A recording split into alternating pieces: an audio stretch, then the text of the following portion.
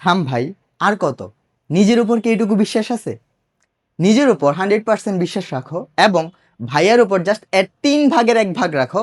তোমার pH related যত ধরনের প্রশ্ন হইতে পারে এডমিশনে এবং এইচএসসিতে, সকল প্রবলেম ইনশাল্লাহ 5 সেকেন্ডে সমাধান হয়ে যাবে। তুমি তো এইচএসসিতে ক্যালকুলেটর পাইছো, ক্যালকুলেটর দিয়ে কি করতে পারছো? পিএইচ এর ম্যাথ করে ফেলতে পারছো। কিন্তু এডমিশনে কিন্তু ভাই ক্যালকুলেটর পাবা না। ক্যালকুলেটর ছাড়া কিভাবে পিএইচ এর ম্যাথগুলো খুবই কম সময়ে 5 সেকেন্ডের মধ্যে করা যায়, চলো সেটা আমরা দেখি। আচ্ছা, পিএইচ রিলেটেড একটু পরিচিতিতে আসি। পিএইচ মানে কি বলো? পিএইচ মানে আমরা জানি হচ্ছে minus log of concentration of hydrogen ion অথবা হাইড্রোনিয়াম আয়ন। পিওএইচ মানে কি জানি বলো তো? Minus log of concentration of hydroxyl ion, এটা জানি। এবং পিএইচ প্লাস পিওএইচ ইকুয়াল কত হয় বলো তো? 14 হয়, এটা আমরা জানি। এখন এডমিশনের প্রশ্নগুলো আমি যদি তোমাদেরকে দেখাইতে চাই, এখানে এই প্রশ্নগুলো আমাকে ক্যালকুলেটর ছাড়া করতে বলবে। এখানে এটা যদি আমি ক্যালকুলেটরে চাপি, আমার যে কোনো ম্যাথের আনসার চলে আসবে। কিন্তু এখানে আমরা কিভাবে করব? এখানে বলছে দেখো 0.0001 মোলার HCl বা হাইড্রোক্লোরিক অ্যাসিড। এখন কেউ কেউ বুদ্ধিমান যারা আছো, যারা যারা বুদ্ধিমতী আছো, তারা কি বলো, ভাই এটা কি পড়াইতে আসছেন?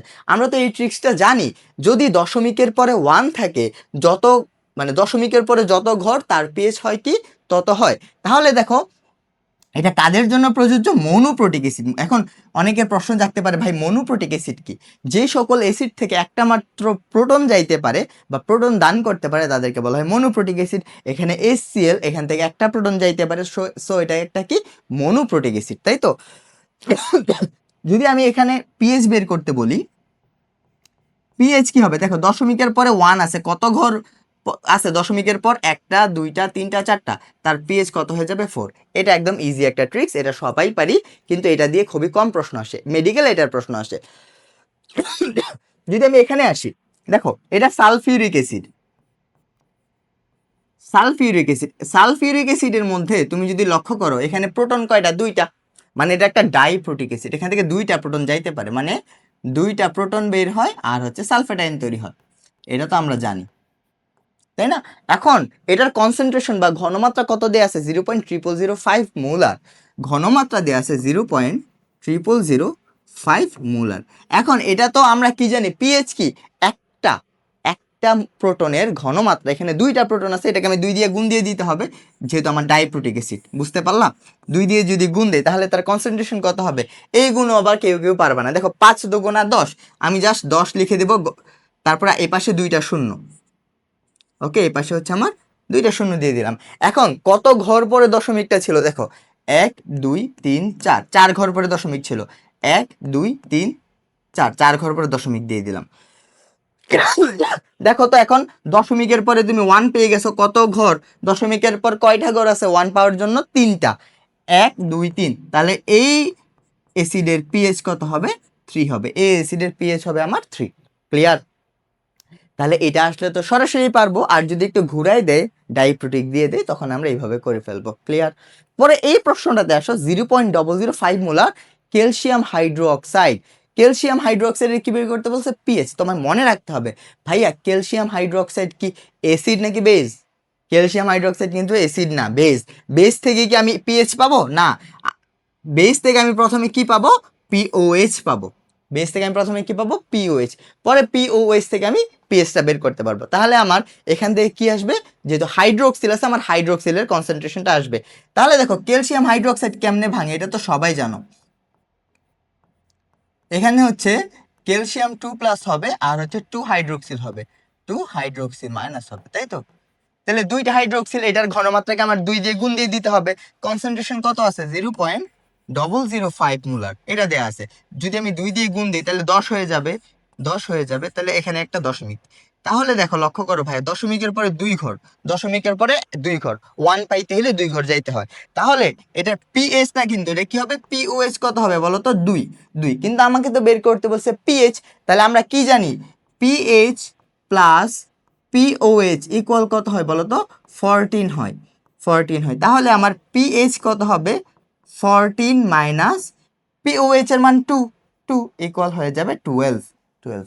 আশা করি বুঝতে পারছো। তাহলে এই তিনটা প্যাটার্নের যে কোনো পিএইচ দেখ তুমি আশা করি এটা বের করে ফেলতে পারবা। পরবর্তীতে যে টাইপগুলো আছে আরো তিনটা টাইপ আছে, এর বাইরে আর কোনো এডমিশনের প্রশ্ন হয় না। এই টাইপটা যদি দেখো, বলা আছে 3 × 10⁻⁶ মোলার নাইট্রিক অ্যাসিডের পিএইচ কত। ভাই এটা কেমনে করবা? এতক্ষণ যারা লাফালাফি করছো এটা করো। 3 × 10⁻⁶ মোলার নাইট্রিক অ্যাসিড HNO3। দেখো নাইট্রিক অ্যাসিড এটা একটা মনোপ্রোটিক অ্যাসিড, এখান থেকে একটা প্রোটন যাইতে পারে, তো এটাকে ঘনমাত্রাকে গুণটুন দেওয়া আমার লাগবে না। তাহলে এটা কিভাবে করবা? যদি ফরম্যাটটা এরকম হয়ে যায় যে 3 বা x ইন্টু x ইন্টু 10⁻⁷ এরকম, যদি এই ফরম্যাটে আসে তখন আমরা পেজ বের করতে হলে আমাকে লগের কয়েকটা মান মনে রাখতে হবে। লগের কোন কোন মান মনে রাখতে হবে একদম ইজি, আমি লিখে দিচ্ছি, তুমি এখনই এটা শিখে যাবা, তোমার বাসায় যাওয়ার পড়া লাগবে না, তুমি জাস্ট তাকাই থাকো এটা হয়ে যাবে। দেখো লগ 2 থেকে আমরা 9 পর্যন্ত মান মুখস্থ রাখবো। লগ 2 এর মান কত এটা দেখো, এটা মনে রাখবা, একটা মনে রাখবা, লগ 2 এর মান হচ্ছে তোমার 0.3। কি বললাম? 0.3। লগ 2 এর মান 0.3। পরে 3 এর মান কত হবে ভাই? লগ 3 এর মান হবে 0.5। এখন ভাইয়া তোমরা বলতে পারো ভাই আপনি তো লিখতেছেন কিভাবে, আমি তো পারি না। আচ্ছা লগ 4 এর মান কত? 0.6। তোমরা কি একটা প্যাটার্ন ফলো করতেছো? দেখো যখন এটা প্রথমটা মুখস্থ, এটা নিয়ে আমি কোনো কথা বলবো না, এটা তুমি মুখস্থ করছো, ওকে। দেখো 3 লিখছো, যখন 3 ছিল আনসারটা কত পাইছো? 5। যখন 4 ছিল আনসারটা কত পাইছো? 6। একটা কি প্যাটার্ন ফলো করছো? 3 থাকলে 5 হচ্ছে, 4 থাকলে 6 হচ্ছে, মানে কত করে বাড়তেছে? 2 করে। দেখো এখানে 3 এর সাথে 2 যোগ করো, 2 যোগ করলে কত হচ্ছে ভাই? যদি 2 যোগ করো 5 হচ্ছে, 4 এর সাথে 2 যোগ করো 6 হচ্ছে, 5 থাকলে কত হবে এখন তুমি বলো? 0.7। কি হচ্ছে? 2 যোগ হয়েছে, ক্লিয়ার? 6 থাকলে কত হবে? 0.8। এইটুকু পর্যন্ত আমি একটানে চলে আসছি। আর তিনটা মান আছে, দেখো 7, 8, 9। এটা কিভাবে মনে রাখবো? যদি 7 হয় কত হবে বলো তো? 0.9 হওয়ার কথা। কত হওয়ার কথা? 0.9। কিন্তু যদি 7 হয় আমরা এটাকে ধরবো 0.85 এর কাছাকাছি, বা 0.9ও ধরতে পারি, ধরো 9 ধরলাম, প্যারা নাই, অ্যাপ্রক্সিমেট মান তো, এটা আমার তেমন ভেরি করবে না। 8 থাকলে কত? 10 হওয়ার কথা, হবে না, 0.95 হবে। আচ্ছা এটাকে আমরা এভাবে ধরতে পারি আমাদের সুবিধার জন্য। দেখো 7 থাকলে ধরবো 0.85, আর 8 থাকলে ধরবো 0.9, আর আমি 9 থাকলে ধরবো 0.95। বুঝলা? এই তিনটা আবার একটু কষ্ট করে মনে রাখতে হবে। কষ্ট তো না ভাই, 7 থাকলে 9 হওয়ার কথা, আমি একটু কম ধরবো, 9.5 থেকে বেশি হবে, আনসারটা কি 9.6, 9.7 এরকম হইতে পারে। 8 থাকলে কত হওয়ার কথা ছিল? 10। এটা আমি 9 ধরবো, আর 9 থাকলে 9.5 ধরবো, তাইলে আমার সকল ম্যাথ হয়ে যাবে। এবার আসো এই ম্যাথটা আমরা করি। বলছে 3 × 10⁻⁶। তাহলে এটা আমি কিভাবে করব? আমি একটু সাজাই, এই -6 যেটা আছে সেটা আমার সামনে চলে আসবে, মাইনাস লগ সামনের মানটা এখানে দিয়ে দিব। মানে ঘটনা কি লক্ষ্য করো, এখানে কাজ হচ্ছে যেটা মাইনাস আকারের উপরে থাকবে সেটা সামনে চলে আসবে, এবং সামনে যেটা গুণ আকারে ছিল সেটা লগের মান বিয়োগ হয়ে যাবে, সেটা লগের মান বিয়োগ হয়ে যাবে। তাহলে তুমি লক্ষ্য করো ভাইয়া, লগ 6 মাইনাস লগ 3 এর মান কত? 3, মানে 2 যোগ হবে 5 হয়ে যাবে, মানে 0.5। তাহলে এটার পিচ কত হচ্ছে বলো তো? 5.5। ক্লিয়ার? এবার এখানে আসো, তাহলে এই প্যাটার্নে আমি সকল কিছু পারবো।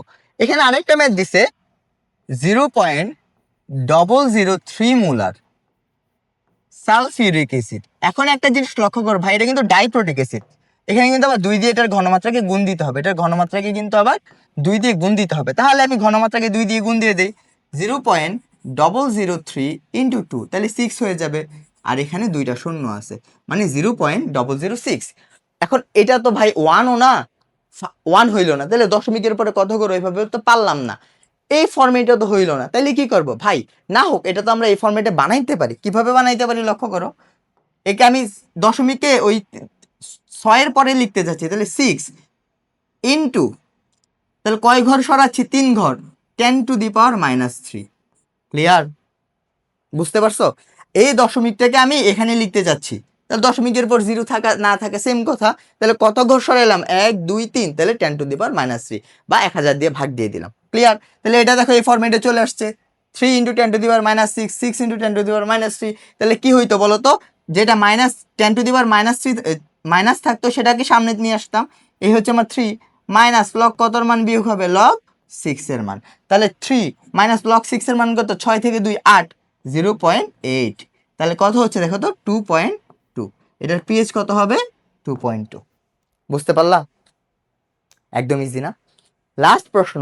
তাহলে এই প্যাটার্ন আমরা পারবো। এখন যদি তোমাকে পিএইচ দেয়া আছে, তোমার কাছে দেয়া আছে পিএইচ, তোমাকে পিএইচ বলে দিল 7.4, আর তোমাকে বের করতে বলছে হাইড্রোজেন অথবা হাইড্রোনিয়াম আয়নের কনসেন্ট্রেশন, তখন কি করবা? দেখো আমরা এতক্ষণ কি করছি? হাইড্রোজেন আয়নের ঘনমাত্রা দেয়া ছিল, আমরা পিএইচ বের করছি। এখন পিএইচ দেয়া আছে, আমার হাইড্রোজেন আয়নের ঘনমাত্রা বের করতে হবে। মানে এই ম্যাথগুলো যা করছি এই ম্যাথটা তার পুরোপুরি উল্টা ম্যাথ, তাই না? তাহলে কিভাবে করবো দেখো, এখানে পিএইচ যা দেয়া থাকবে তার থেকে ইমিডিয়েট বড় সংখ্যাটা ধরবো। এখানে পিএইচ দেয়া 7.4, তার ইমিডিয়েট বড় কত? 8। তাহলে 8 নিব।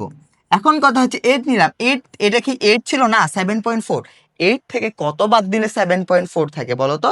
8 থেকে যদি তুমি 0.6 বাদ দাও তাইলে কি এটা ফিরে পাও না? 7.4। হ্যাঁ, এটা ফিরে পাই। তাহলে আমার এটা যে কথা, এটা কি সেম কথা হয়ে গেল? এখন তুমি লক্ষ্য করো, 8 মাইনাস লগ কতর মান? 0.6 ছিল, 6 মানে 2 কম হবে, লগ 4 এর মান কত? লগ 4 এর মান কত? 0.6। দেখো তো এই লাইনটা যা জিনিস আর হচ্ছে আমার এই লাইনটা কি সেম জিনিস না? সেম জিনিস না? তাহলে এই লাইনটা থেকে আমি এখানে কিভাবে যাব? তাহলে যেটা লগের মান সেটা কি হয়ে যাবে? সেটা লগের মানটা কি হয়ে যায়? সামনে চলে আসে। তাহলে এখানে হবে 4, এখানে হবে আমার 4 ইন্টু 10⁻⁻8। এটাই কি আমার হাইড্রোজেন আয়নের বা হাইড্রোনিয়াম আয়নের কনসেন্ট্রেশন। ক্লিয়ার? বুঝতে পারছো? দেখো আমরা এখানে কি করছিলাম, আমার এটা ছিল মানটা, এখান থেকে 6 কে সামনে নিয়ে আসছিলাম, লগ 3 করে দিয়েছিলাম, এটা মাইনাস করে দিয়েছিলাম এখানে, তাই না? তারপরে এই 6 লগের মান বিয়োগ করছি। দেখো এরকম আছে। এখন এখান থেকে আমি লগে যাব, লগের মান বসাইছি। তাহলে এই লাইনটা তো সেম। তাহলে আমি এর পরের লাইনটাতে কিভাবে যাব? যেটা লগ 6 সেটা 6টা সামনে চলে আসছে, লগ 4টা সামনে চলে আসছে, এই 3টা 10⁻⁻ আকারে চলে গেছে, এই 4টা 10⁻, সরি এই 8টা 10⁻⁻ আকারে চলে গেছে। শেষ। এর বাইরে আর কোনো এখান থেকে প্রশ্ন আসবে না ইনশাল্লাহ। এখন যে কোনো পিএইচ এর ম্যাথ তোমরা খুব ইজিলি পড়ে ফেলতে পারবা বা করে ফেলতে পারবা। এখন দেখো তোমাদের একটা SW থাকবে। ধরো আমি বললাম POH এর মান দেয়া আছে 3.7। ওকে, এখান থেকে তোমরা